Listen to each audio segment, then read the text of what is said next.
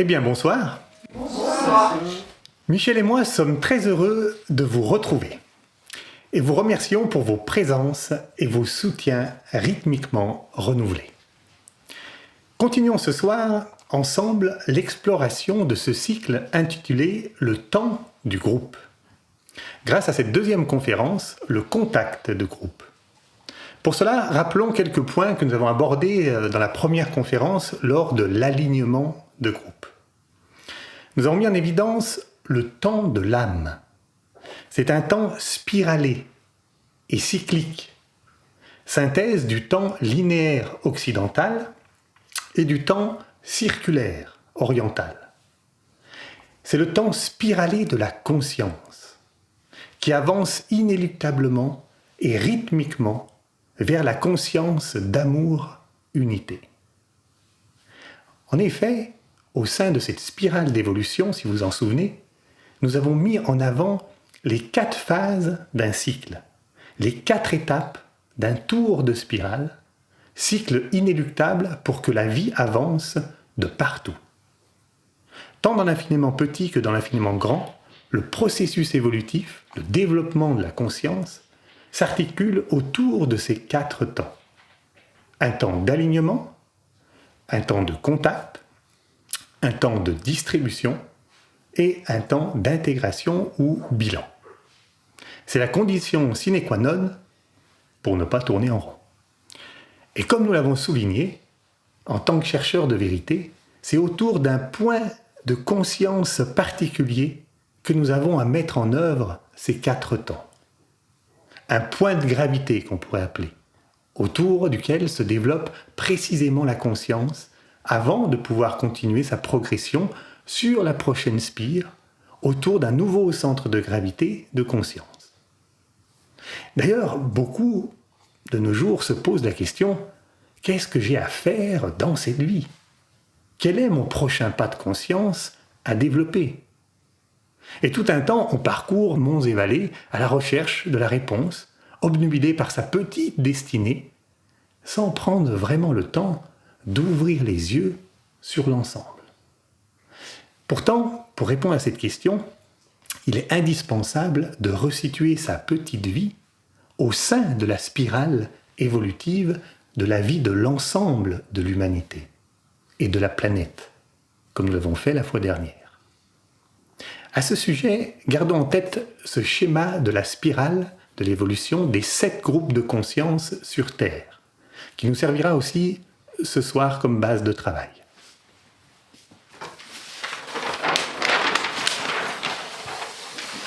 Nous avons remis la même spirale que la dernière fois, avec les 7 états de conscience ou 7 règnes de la nature sur Terre.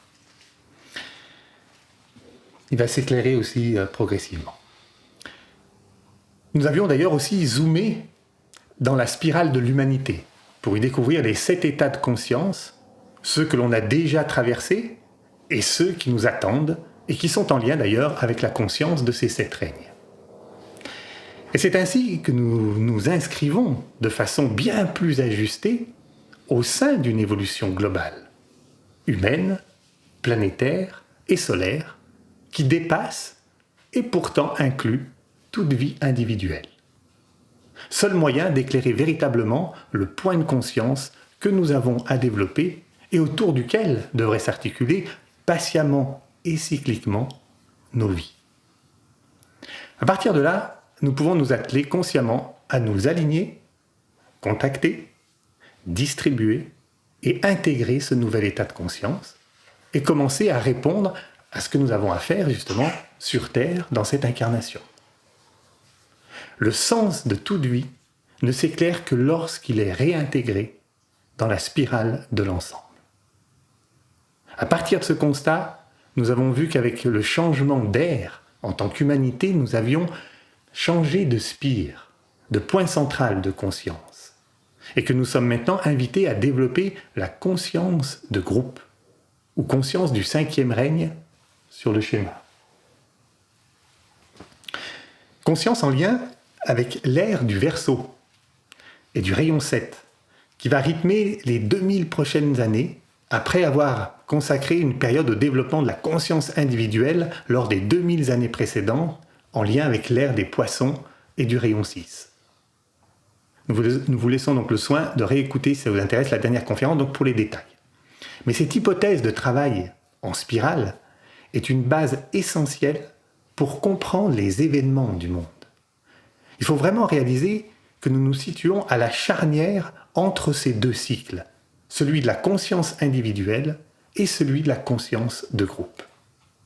Dans cet entre-deux, où un monde s'éteint alors qu'un autre s'éveille, une lutte s'engage. Ce conflit, ce frottement inévitable, oppose les forces d'un passé centré sur le moi aux énergies émergentes centrées sur la conscience d'ensemble. Et plus la conscience d'ensemble progresse, plus la conscience individuelle résiste et redouble même d'efforts dans l'espoir de ne pas s'effondrer. Ça se comprend. Et lire les actualités du monde avec ce regard est vraiment éclairant. En voici quelques exemples. Il existe le développement de la conscience écologique, qu'on ne peut plus nier, donc d'une part, et la recrudescence du déni ou rejet des politiques qui concernent la question écologique. Les avancées indiscutables pour l'égalité des droits, l'égalité des genres d'un côté, et la résurgence des idéologies masculinistes et machistes sans complexe de l'autre. Un élan vital de découverte, de reconnaissance et d'échanges multiculturels et internationaux qui se heurtent aux remontées racistes, intolérantes et conservatrices enracinées dans la conscience nationale. Ou encore des dialogues et initiatives interreligieuses porteuses de réconciliation et de paix, et par ailleurs des extrémismes orthodoxes et fondamentalistes qui cherchent à se maintenir par la guerre et l'anéantissement. Ou bien la nette progression des droits de l'homme, mais aussi des tentatives de retour en arrière vers la peine de mort. Il y aurait tant d'autres exemples, mais ceci suffit à montrer combien les conflits et souffrances du monde sont dus à cette transition de deux spirales de conscience et à la résistance qu'elle occasionne. Bien entendu, comme nous l'avons cherché à mettre en évidence, ces résistances se retrouvent aussi en chacun de nous, à des degrés de subtilité différents.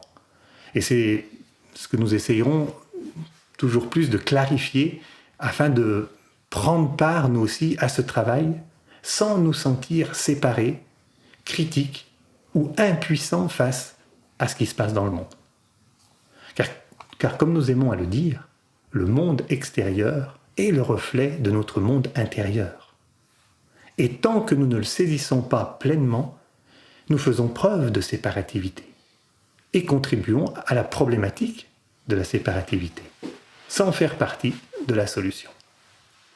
Et pour cela, la seule solution viable et réellement efficace n'est pas de combattre frontalement ces forces involutives, mais d'invoquer et d'évoquer plus assidûment l'avenir, c'est-à-dire l'état de conscience de groupe et les qualités qui le caractérisent. État de conscience qui viendra remplacer naturellement l'état de conscience personnel au rythme de notre engagement. Voilà tout un programme. Et pour cela, il ne suffit plus de faire son petit travail spirituel et personnel dans son coin, seul ou en petits groupes séparés des autres serviteurs. Cette méthode a dominé dans l'ère des poissons. Elle a été même une préparation et a permis de débuter le travail.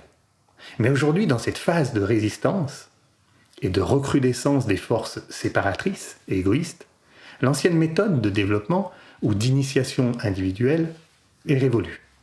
C'est la loi de progrès de groupe et d'initiation de groupe que nous nous sommes invités à développer. Et comme nous le verrons ce soir, cette conscience de groupe et le contact de groupe qui en résulte a pour but d'ancrer sur Terre des énergies qu'aucun individu seul, même en contact avec son âme, ne pourrait ni réceptionner ni incarner. Beaucoup trop puissantes. C'est pourquoi tous ceux qui ont développé un certain contact avec leur âme sont maintenant invités à développer ce nouvel état de conscience. C'est cet axe de conscience de groupe qui nous est donc maintenant demandé de préparer, de vivifier, de rayonner et d'intégrer.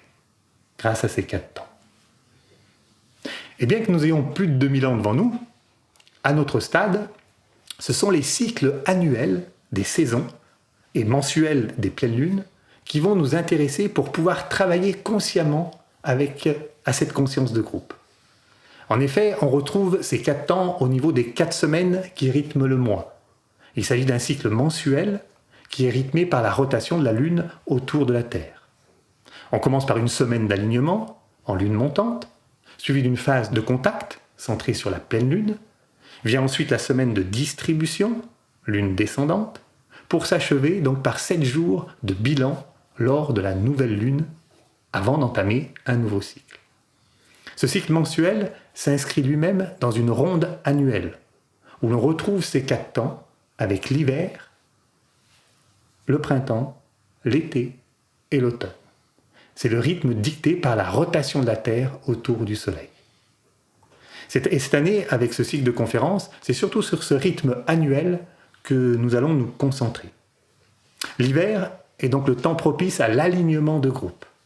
Le printemps au contact de groupe, l'été à la distribution de groupe et l'automne à l'intégration et au bilan de groupe, comme l'indiquent les titres de ces conférences. C'est pourquoi, lors de la première conférence, nous avons cherché à aligner nos 3 corps sur ce que l'on a appelé le groupe des chercheurs de vérité, ou nouveau groupe des serviteurs du monde. NGSM pour les intimes sur le schéma. Groupe disséminé de partout dans l'humanité. Pour cela, nous avons travaillé la notion de divine indifférence, qui n'est pas d'être indifférent aux autres, mais à ce qui nous empêche, au sein des 3 corps, d'être un avec les autres. Cela nous a permis de nous rapprocher de la présence éthérique, de l'aspiration commune et du mental télépathiquement uni de ce grand groupe de serviteurs auquel nous appartenons. Et nous voilà au printemps, sortant fraîchement de l'hiver. Nous sommes donc tous parfaitement alignés sur ce groupe du matin au soir et divinement indifférents à la vie séparée de nos 3 corps. Je ne sais pas vous, mais moi, ce n'est pas encore vraiment le cas. Mais l'essentiel, c'est d'avoir un tant soit peu progressé dans cette direction. Ainsi, chaque année, en hiver, nous avançons ensemble un peu plus dans cette direction en nous délestant progressivement d'un trop-plein de nous-mêmes. Car il faut de nombreux tours de spire pour devenir des maîtres dans l'art de la conscience de groupe. Ça tombe bien, on a 2000 ans devant nous. Alors hâtons-nous lentement, mais rythmiquement. Ainsi, au printemps, libérés un peu plus de nous-mêmes, nous sommes maintenant conviés, en tant que groupe, à participer à une grande méditation planétaire dans ce contact. En effet, cette période constitue le sommet spirituel de l'année.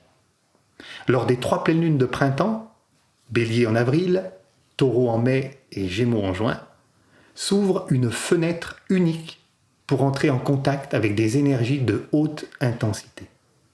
Il s'agit d'un temps d'ouverture, de régénération, d'inspiration, au sein d'un profond silence saturé de vie, d'unité et de lumière, comme il n'est possible de contacter à aucun autre moment de l'année. Mais avant d'aller plus loin dans cette direction, arrêtons-nous un instant sur la notion même du contact. Ce mot vient du latin contactus, qui signifie toucher. Lui-même se décompose en cum tangere, tangere signifiant tangible. D'ailleurs, par le toucher, par le contact, les choses deviennent tangibles. Tant que l'on n'a pas touché, ça reste un peu virtuel, imaginaire ou hypothétique. Par exemple, sur Internet, vous voyez une pub qui vous dit « ce vêtement est de bonne qualité ». Mais tant que vous ne l'avez pas en main, que vous ne l'avez pas touché, vous ne pouvez pas dire si c'est vrai ou pas. Ça reste une hypothèse. Tu me dis que l'âme est fondamentalement unité. Mais ça devient réel pour moi seulement une fois que je l'ai touché, senti, vécu. Le toucher est donc aussi directement lié à cette sensibilité, au vécu que l'on nomme parfois le toucher intérieur,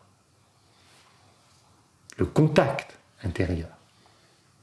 Donc premièrement, retenons que le contact est bien en lien avec le sens du toucher et qu'il rend tangible, réel, vrai ce qui est touché. Par ailleurs, le terme contact porte intrinsèquement le sens de la relation. On le perçoit au quotidien lorsque nous cherchons à contacter un proche ou à reprendre contact avec de vieux amis. Qu'elle soit physique, émotionnelle, mentale ou même d'âme, toute relation nécessite ce point de jonction. Le contact est l'acte qui met en lien et réunit deux éléments apparemment séparés. De plus, dès que ce contact s'établit, un phénomène de transmission s'opère. L'étymologie nous le rappelle avec le mot contagion, qui partage la même racine, contactus. Et dans une contagion, quelque chose se touche et se communique spontanément. Ce concept, d'ailleurs, de contact est intéressant parce qu'il prend aussi tout son sens à travers l'image de l'électricité. Imaginons un contacteur, ce dispositif robuste qui agit comme un interrupteur capable de maîtriser des hautes intensités, contrairement à l'interrupteur. Vous savez, ce sont les grandes manettes qu'on voyait dans les films qu'on actionne pour illuminer des villes entières ou au contraire les éteindre. Son rôle est de permettre justement d'interrompre le passage ou de permettre le passage de l'énergie entre deux pôles. Donc on peut dire qu'il est le gardien du flux. À travers ça, l'idée clé à retenir est que dès que le contact est établi par le contacteur, le courant circule entre les deux pôles. Courant qui réunit les deux pôles. Petite parenthèse fort instructive, un faux contact en électricité correspond à une mauvaise connexion entre deux éléments conducteurs. Autant le contacteur faisait la connexion, quand il y a un faux contact, c'est qu'il y a une mauvaise connexion entre les deux. Cette mauvaise connexion crée une résistance électrique au point de contact. Ça passe mal. Et peut provoquer des étincelles, des coupures de courant partielles ou totales, en fait ça disjoncte. Ou bien de la chaleur même excessive jusqu'à engendrer des incendies. N'est-il pas possible d'envisager que nos augmentations de température climatique, nos feux de forêt, nos incendies, les étincelles qui se transforment en conflits, et tous les pétages de plomb propres à notre société actuelle, soient le signe et la conséquence d'un faux contact, d'une mauvaise connexion, d'un contact trop faible entre le plus et le moins, c'est-à-dire entre la vie de l'âme et de la personnalité. Eh bien justement, les périodes de pleine lune, en général, et particulièrement les 3 pleines lunes de printemps, nous permettent de rétablir la connexion, d'instaurer un contact entre ces deux mondes, afin que le courant circule librement et qu'une nouvelle lumière éclaire le monde. Et pour garder l'analogie avec l'électricité et la lumière, on pourrait dire que pendant l'ère des poissons, nous avions besoin que de simples interrupteurs, donc des petits contacteurs, qui suffisaient pour établir le contact entre une personnalité et son âme, et apporter ainsi un peu de lumière sur Terre. Mais aujourd'hui, avec l'ère du Verseau, la demande en électricité est telle, et en même temps les résistances sont si fortes, comme on l'a vu, et l'obscurité de la conscience individuelle si grande, qu'il s'agit de passer à une autre échelle qu'un simple interrupteur.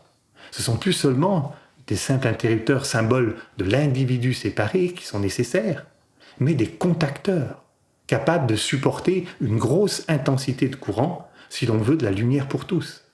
Et ces contacteurs, c'est le symbole de la conscience de groupe propre aux nouveaux serviteurs. Seul un contact de groupe permet de supporter l'intensité et la puissance des qualités lumineuses de l'âme une, dont la lumière de l'âme individuelle n'est que le pâle reflet, et la lumière de la personnalité séparée, la déformation. Revenons maintenant sur la période du printemps, ce moment de contact annuel, et essayons de comprendre ce qui s'y passe et ce à quoi nous sommes invités durant cette période. Afin de saisir toute la richesse de ce contact vibratoire, nous superposerons 3 regards sans faire directement la distinction, mais ça sera inclus, ils seront superposés, la métaphore du contact électrique, donc que nous avons commencé, le langage plus mystique, se rapprochant des traditions religieuses, et la grille de lecture de la psychologie ésotérique, en parlant des qualités de l'être. Cette approche nous permettra de cerner l'intention unique qui se cache derrière ces 3 pleines lunes. Il existe sans doute une multitude d'autres approches, chacune avec son propre langage, ses termes techniques et ses théories. Pourtant, si on regarde avec l'œil de l'âme, on s'aperçoit que ces formes variées sont simplement adaptées à des publics différents. En arrière-plan, elles convergent toutes vers une seule et même intention de groupe. C'est donc sur cette intention qu'il est important de mettre l'accent, et non sur les différentes interprétations et les détails formels qui risqueraient de nous perdre et de nous diviser, alors que justement ces temps de pleine lune requièrent l'unité la plus grande. Voyons cela. Pour cette méditation planétaire et les acteurs en jeu, on peut dire que nous avons 2 pôles, électriquement parlant. D'un côté, nous avons le pôle positif, le plus, en rouge sur le schéma, et de l'autre, le pôle négatif, ou moins.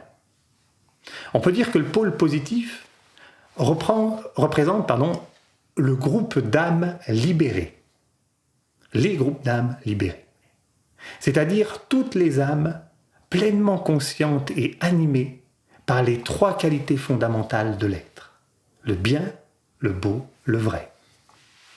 On parle de la conscience du 5e règne, de la conscience du 6e règne et du 7e règne de la nature sur Terre. En effet, il existe sur Terre des êtres, incarnés ou non, dont la conscience de lumière, d'amour et de volonté dépasse de loin les penseurs les plus éminents de l'humanité. Ce sont des êtres qui ont pleinement la conscience de groupe, la conscience intuitive ou conscience planétaire, ainsi que la conscience de synthèse ou conscience même solaire, qui débute la conscience solaire, comme nous l'avons d'ailleurs évoqué la dernière fois. Le Christ et le Bouddha en sont les exemples plus connus. Mais aussi l'être planétaire, l'âme une, celui en qui nous avons la vie, le mouvement et l'être, qu'on appelle parfois le logos planétaire, source électrique à l'origine de toute vie sur Terre. Source aussi des 3 qualités fondamentales, de bien, de beau et de vrai, ou 3 rayons majeurs de volonté, d'amour et d'intelligence. Il s'agit ici de la Trinité, que l'on retrouve sous de multiples formes dans toutes les traditions, des Upanishads en passant par Socrate, la Bible, et à travers de nombreuses sagesses, tant orientales que occidentales. Il y a une telle universalité de ces 3 qualités dans l'histoire de l'humanité, et il a existé sur Terre tant d'êtres animés par ces qualités, qui ont marqué la destinée évolutive de toute l'humanité et des autres règnes, qu'il serait orgueilleux, voire insensé, de ne pas vouloir les considérer avec plus d'attention. Voilà pour le pôle positif. Et d'autre part, le pôle négatif, en insistant sur le caractère électrique du terme et non moral, est représenté par l'humanité, 4e règne, encore inconsciente de sa nature et de son rôle sur Terre, ainsi que les 3 règnes subhumains, animal, végétal et minéral. Contrairement aux âmes libérées du pôle plus, ce pôle moins, ce sont les âmes encore emprisonnées dans les 3 mondes des formes, physiques, émotionnelles et mentales, et qui souffrent de ne pas pouvoir vivre pleinement en tant qu'âme. Notons que le groupe des serviteurs du monde, donc en rouge sur le schéma, est idéalement placé pour faire la jonction entre ces 2 pôles, étant donné qu'il est issu de l'humanité et tout en étant conscient et vivant en partie les qualités du pôle plus. On peut dire qu'il a la tête polarisée positivement et les pieds négativement. Ou d'une manière plus poétique, la tête dans les étoiles et les pieds sur terre. Et vous l'aurez compris, en position intermédiaire pour mettre en contact donc ces 2 groupes d'énergie-conscience.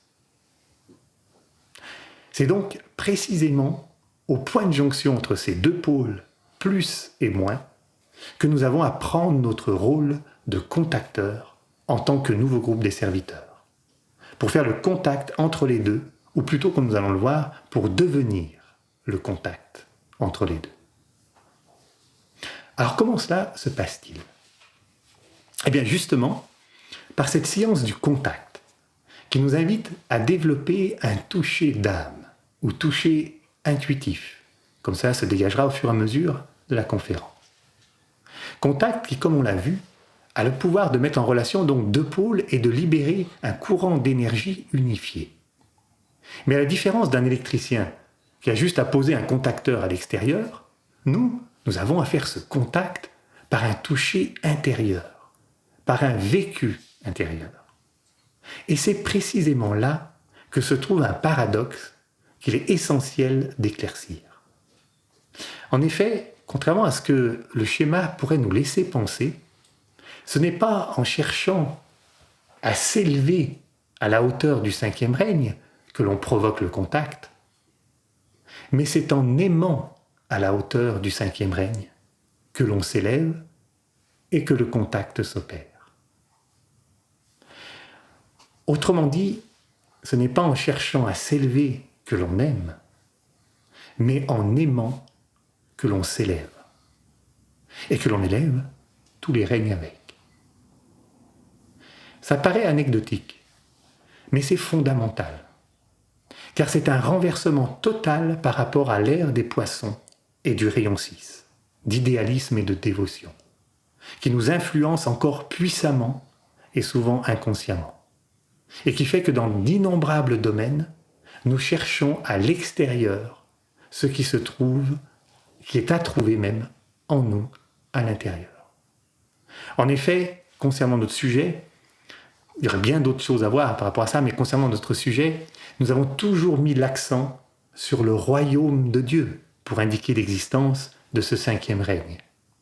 Mais comme un lieu physique, dans l'au-delà, un hypothétique paradis, en tout cas quelque chose de transcendant, d'extérieur à soi, un idéal toujours plus haut à atteindre, et finalement jamais vraiment accessible sur Terre pour nous humains. Mettant surtout l'accent sur le paradis céleste, au détriment du possible amour terrestre. Si cela a été une préparation nécessaire pour stimuler l'idéal du monde de l'âme, l'ère du Verseau, avec le rayon 7, nous invite maintenant à réaliser l'immanence de ce règne, c'est-à-dire la présence de cet état de conscience en nous-mêmes. Cet état de conscience, c'est l'amour, l'unité de tous les règnes. En effet, tous les membres du cinquième règne, dont le Christ est le représentant, ont cette conscience de groupe développée et stable. C'est pour cela qu'ils font partie du cinquième règne et non l'inverse. C'est pourquoi, au sein de chacun de nous, doit prendre vie cette union de groupe à groupe, d'âme-groupe à âme-groupe, tremplin vers l'unité, et non plus seulement d'âme individuelle à âme individuelle, comme nous en avons l'habitude.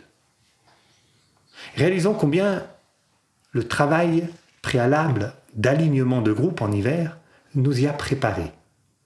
Car maintenant, nous pouvons ressentir plus nettement notre présence éthérique de groupe des serviteurs, alors que nous ne sommes pas physiquement réunis. Nous ressentons aussi plus clairement l'aspiration et l'idéal commun d'amour pour toute l'humanité qui anime ce groupe. Et mentalement, nous pouvons nous percevoir comme œuvrant au sein d'un mental commun avec le rapport télépathique qui en découle. Et nous avons peut-être expérimenté depuis la dernière fois que cet unisson des trois corps de groupe nous permet de contacter, toucher et fusionner avec l'âme de ce grand groupe de serviteurs. Exactement comme nous avons appris à le faire avec notre âme individuelle après un alignement individuel. Sauf que maintenant, c'est l'âme groupe qui résonne à l'unisson avec toutes les âmes du groupe des serviteurs du monde, à laquelle nous nous identifions. C'est un premier niveau d'amour de groupe, d'unité de groupe. C'est là qu'apparaît clairement notre rôle d'intermédiaire de la lumière, de l'amour et de la volonté sur Terre. Lorsque l'on contacte, déjà, c'est quand la contacter en nous, on s'élève nous-mêmes à cet endroit. Mais pour honorer ce rôle, comme nous l'avons vu, il ne s'agit pas de s'élever, mais d'aimer. Aimer comme le Christ l'a fait avant nous, et nous a invités à le faire. S'aimer les uns les autres, non pas d'un amour sentimental, mais comme il nous a aimés. Un amour dont on commence à connaître beaucoup de choses, mais que l'on a du mal à vivre. C'est celui-là qui est à régénérer, à redécouvrir, à rendre vivant, en cherchant à toucher au plus profond du silence de l'être, ce que peut bien être cet amour, que ressent l'âme une. C'est chercher à contacter, à toucher l'amour dans le cœur de Dieu. Cet amour dont le Christ est le représentant. C'est une écoute et un toucher de groupe. C'est le cœur du groupe qui se laisse synchroniser au cœur de la vie. C'est un temps pour se laisser toucher par l'unité de la vie et de tous les êtres.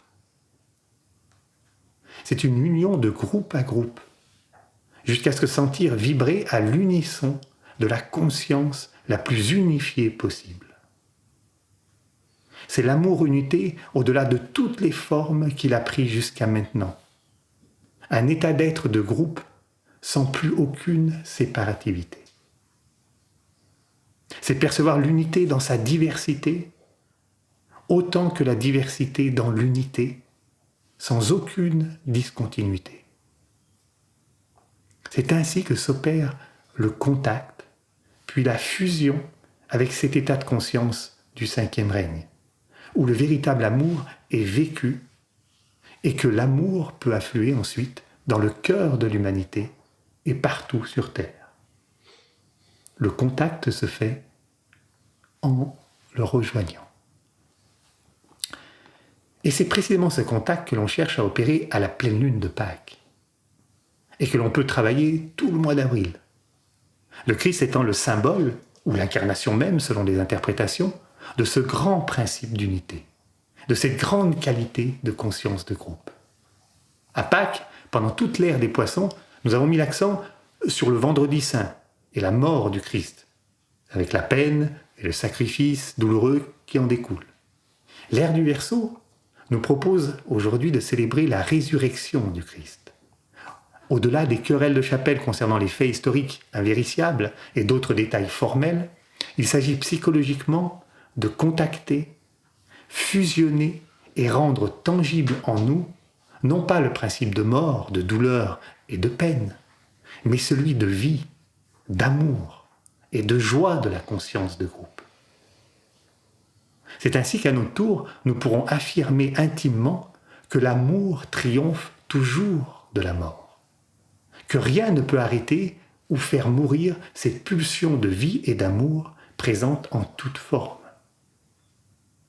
Et si pendant des siècles, il y a toujours eu quelques grandes femmes et grands hommes qui en ont témoigné, malgré des circonstances extrêmement difficiles, c'est maintenant à nous, en tant que groupe, à en faire la démonstration, ce qui décuplera le pouvoir d'illuminer et d'élever l'humanité, symboliquement de ressusciter les morts à la vie.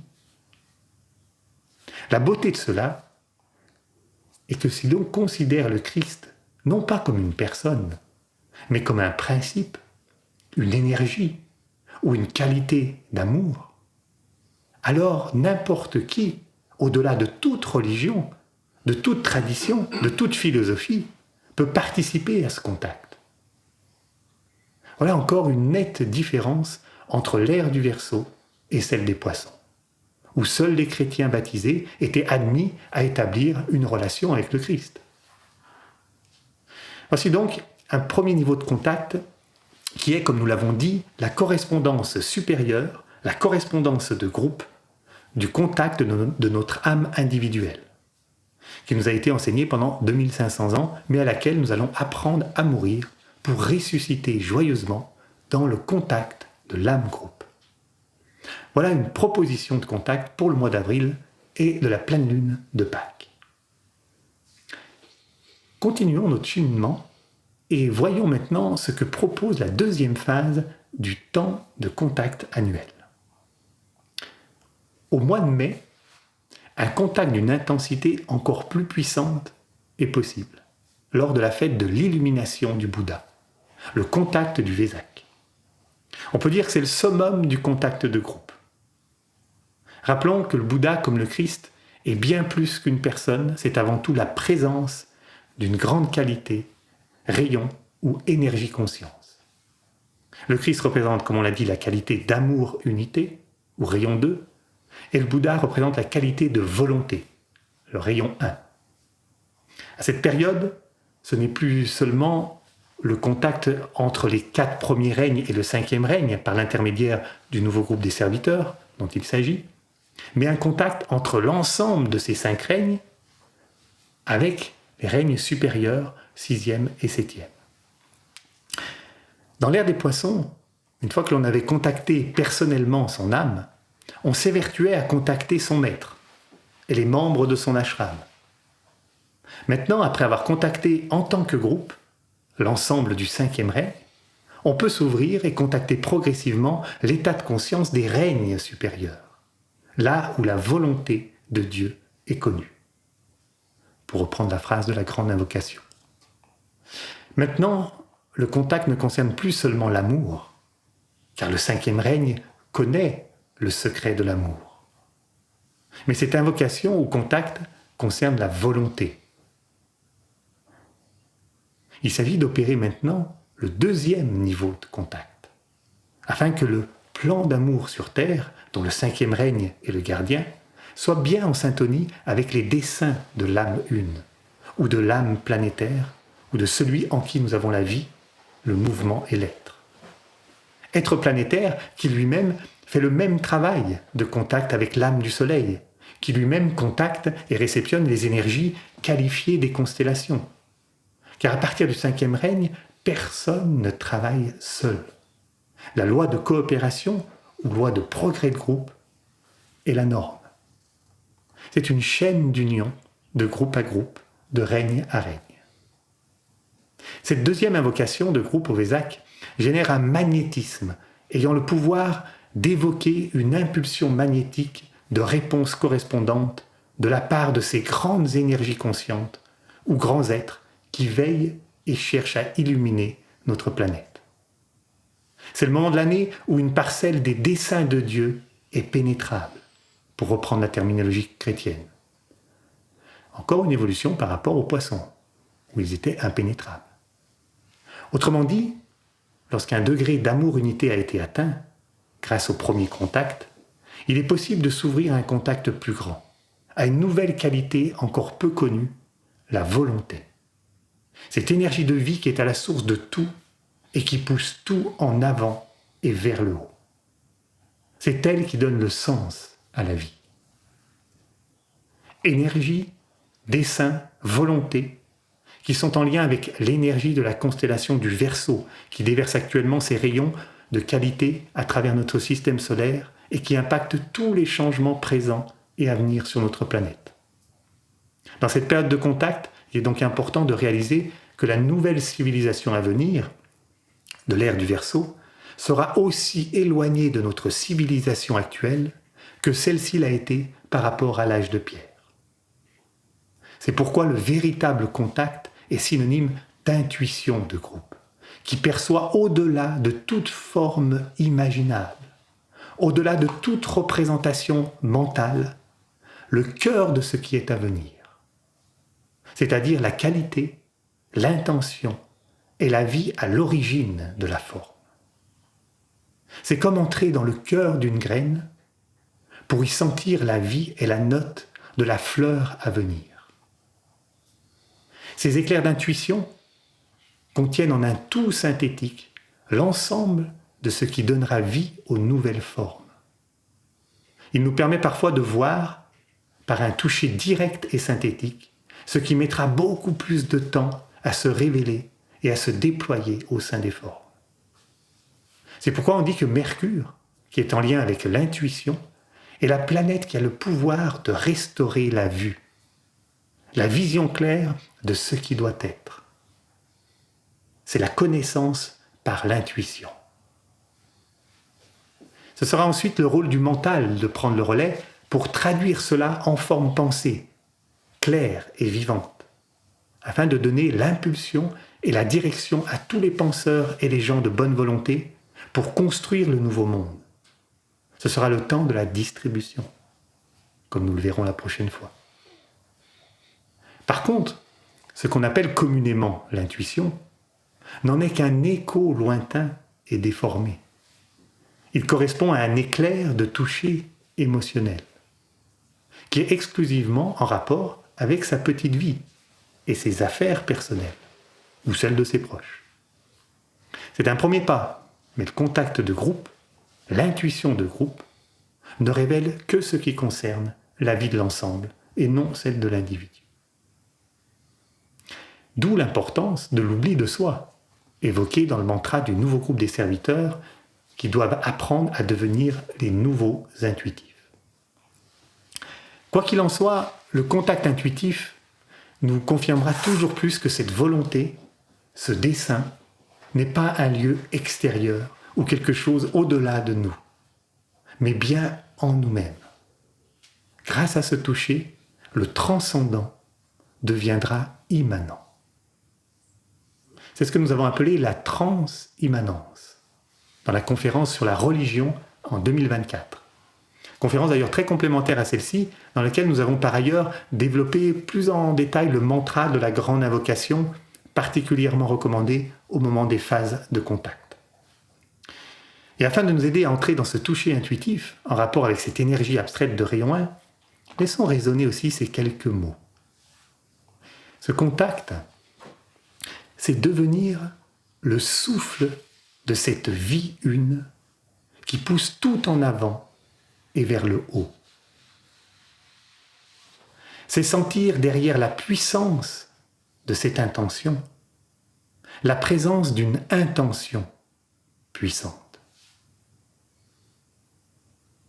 Ce n'est plus seulement voir des lumières partout en manifestation, mais un grand champ électrique chargé d'une seule aimante intention. Ce n'est plus non plus seulement voir de multiples consciences en évolution, mais un unique plan d'amour en manifestation. Ce n'est plus la petite complexité de se reconnaître humain, mais la grande simplicité d'être divin. Ce n'est plus seulement l'unité de la vie, mais la vie de l'unité. Là où lumière, amour et volonté ne font plus qu'un.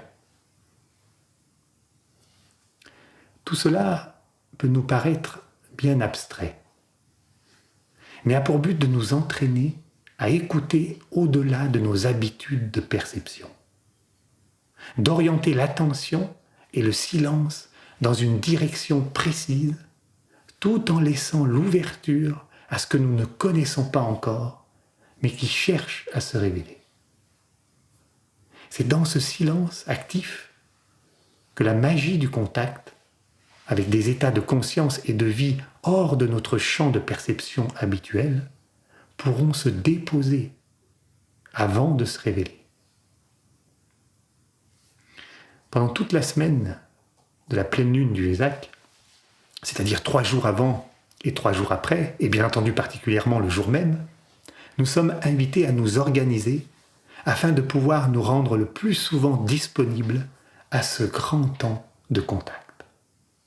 À l'avenir, et certains le font déjà, nous poserons des congés spécialement pour nous consacrer en tant que groupe à cette grande invocation.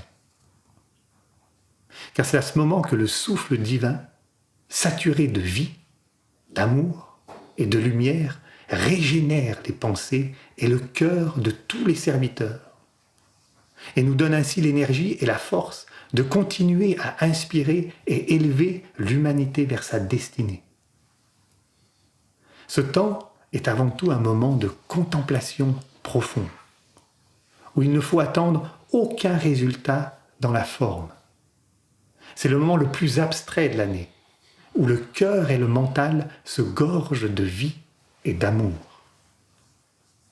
La mise en forme mentale, relationnelle et physique auront lieu aux périodes de distribution, après la 3e pleine lune du printemps en Gémeaux. Pleine lune qui clôture le temps de contact et ouvre le grand temps de distribution. Cette 3e pleine lune de l'année est un temps pour toucher et reconnaître le pouvoir de la bonne volonté intelligente de l'humanité. Le pouvoir à se mobiliser pour mettre en œuvre les fondements d'une nouvelle société basée sur les principes de juste relation, de coopération, de partage et de toutes les autres qualités découlant des 3 qualités majeures renouvelées à chaque moment de contact. D'ailleurs, il est intéressant de voir que le mantra des serviteurs, que nous allons reprendre dans la méditation dans un instant, fait écho à la grande invocation et aux 3 qualités que tout le groupe de chercheurs cherche à invoquer et à évoquer. La première phrase nous parle de la volonté, que la puissance de la vie une afflue à travers le groupe des véritables serviteurs du monde. La deuxième phrase évoque clairement l'amour-unité, que l'amour de l'âme unique caractérise la vie de ceux qui cherchent à aider les grands êtres. Et la troisième phrase évoque la qualité d'intelligence créatrice en lien avec la personnalité et l'humanité, et qui nous rappelle que toute créativité ne peut être intelligente que si elle est impersonnelle et resituée au sein de l'ensemble.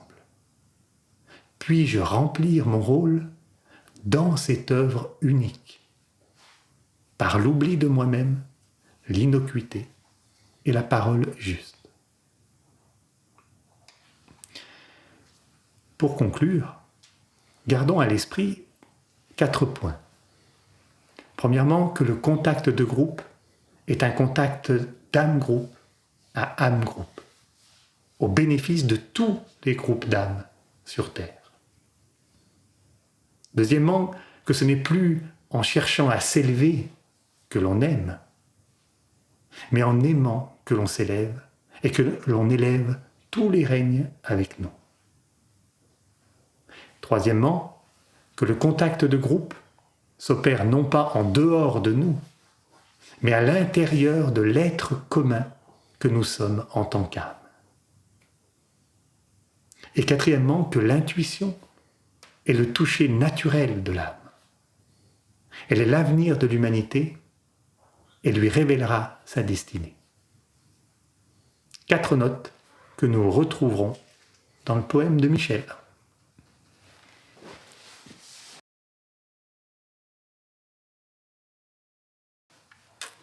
Le poème de ce soir s'intitule « Écoute, touche et deviens ».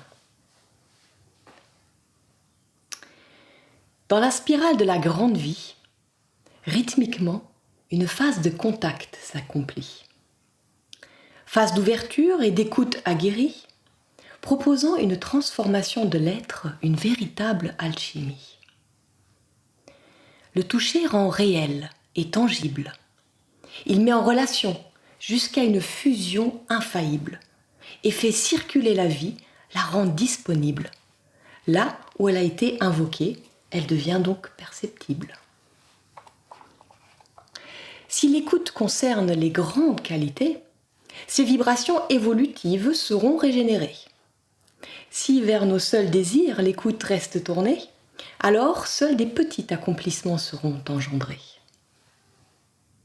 Aucun toucher ne laisse indifférent. Aucun toucher ne ment. Tout toucher révèle son intention, par impact plus ou moins visible et pourtant à chaque fois vivant. Toutes les religions parlent d'un divin devenir, de l'amour, de la paix, d'un sens commun à venir. Alors devenons des âmes libres pour concourir à la réalisation de l'amour sur terre qui est incapable de nuire. Lors des moments propices au contact, retrouvons-nous au-delà de tous nos artefacts. Joignons nos forces en un cri invocatoire intact pour que l'évocation devienne exacte. C'est dans nos silences intérieurs, pleins d'unité, que l'impulsion magnétique peut opérer et que l'évocation des plus grandes qualités peut résonner, souvent encore en sommeil, mais maintenant prête à nous animer. Le Christ, le Bouddha et bien d'autres nous ont montré le chemin. Nous sommes là pour les humains et pour tous les terriens. À nous d'aimer d'un amour réel et plein, pour illuminer ce monde des plus belles qualités de beau, de vrai et de bien. Alors, écoute, touche, deviens. Laissons la grande vie advenir par nos touchés communs.